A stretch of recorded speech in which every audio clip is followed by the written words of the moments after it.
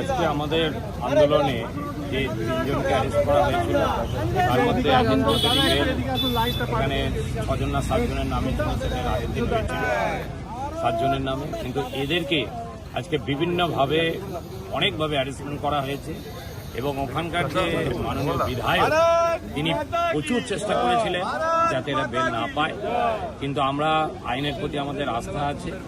আজকে মহামান্য আদালত মাননীয় আমাদের আদালতি আছেন, ওনার সহযোগিতায় আজকে এনাদের বেল হয়েছে।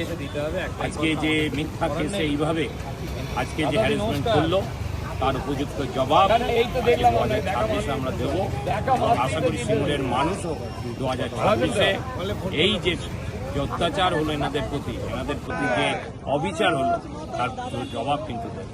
আমি এটা আশা করব। আমি আমার ভাইদের অশেষ অশেষ অশেষ ধন্যবাদ।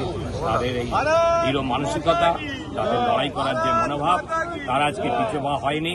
আজকে এই এতদিন 36 দিন জেল খাটার পরেও তারা হাসি মুখে এখানে দাঁড়িয়ে আছে, তার জন্য আমি ওদের অনেক সাধুবাদ জানাই। আগামী দিনে এই সমস্ত কর্মী বিজেপির সাথে আছে, বিজেপির সাথে থাকবে এবং আমরা একসাথে লড়াই করব। 26-এর নির্বাচনে পরাজিত করে আমরা ক্ষমতায় আসবই, এটাই আমাদের আশা।